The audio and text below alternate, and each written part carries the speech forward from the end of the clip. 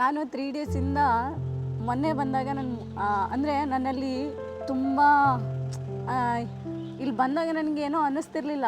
But ಒಳಗಡೆ ಬಂದಾಗ ನನಗೆ ಖುಷಿ ಆಗ್ತಾಯಿತ್ತು.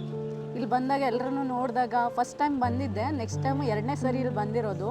ಬಟ್ ಅಲ್ಲಿ ಬಂದಾಗ ನನಗೆ ಖುಷಿ ಆಗ್ತಾಯಿತ್ತು. ಏಕೆಂದರೆ ನನ್ನ ಫ್ಯಾಮಿಲಿಲಿ ನನಗೆ ಖುಷಿನೇ ಅನ್ನಿಸ್ತಿರ್ಲಿಲ್ಲ.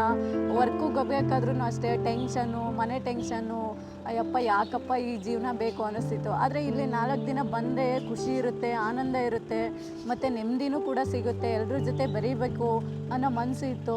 ಅದೇ ರೀತಿ ಇಲ್ಲಿ ಬಂದು ಒಂದಷ್ಟು ವಾಕ್ಯಗಳನ್ನ ನಮಗೆ ಸರ್ರು ಹೇಳ್ಕೊಟ್ಟಿದ್ದಾರೆ. ಏನಂದರೆ ನಮ್ಮಲ್ಲಿ ಬೆಂಕಿನ ಹುಟ್ಟಿಸ್ಕೋಬೇಕು. ಆ ಬೆಂಕಿ ಪವಿತ್ರಾತ್ಮರದ್ದು ಹೇಗೆ ಬರುತ್ತೆ ಅಂದರೆ ನಮ್ಮಲ್ಲಿ ಅವರು ಬಂದು ಉಕ್ಕಿ ಹರಿತಾರಲ್ಲ, ಅದು ಇನ್ನೊಬ್ಬರಿಗೆ ಅದು ಹರಿವಾಗಬೇಕು, ನದಿ ಥರ ಹೋಗ್ಬೇಕು ಹೊರತು ಏನೋ ಹೇಳ್ತಾರಲ್ಲ ಕೊಳಚೆ ಥರ ನಿಂತ್ಕೋಬಾರ್ದು, ನಿಂತು ನೀರಾಗಬಾರ್ದು. ಆ ನೀರು ಯಾವಾಗಲೂ ಹರ್ಕೊಂಡು ಹೋಗ್ತಾ ಇರಬೇಕು.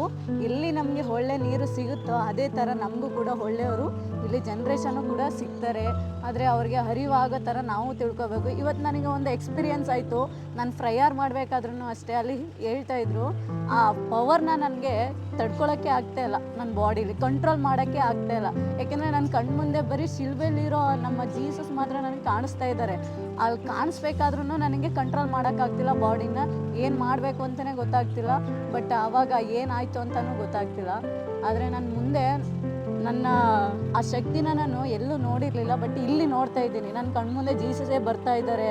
ಎಲ್ಲೋ ನಿಂತ್ಕೊಂಡ್ರೂ ಅವ್ರು ಧ್ಯಾನ ಮಾಡಬೇಕು. ಮನೇಲಾದ್ರೂ ಅಷ್ಟೇ, ಇಲ್ಲಾದ್ರೂ ಅಷ್ಟೇ, ನಾವು ಕಲ್ತಿರೋದನ್ನ ಹೊರಗಡೆ ತಿಳಿಸ್ಬೇಕು, ಸಂದೇಶಗಳನ್ನ ಸಾರಬೇಕು.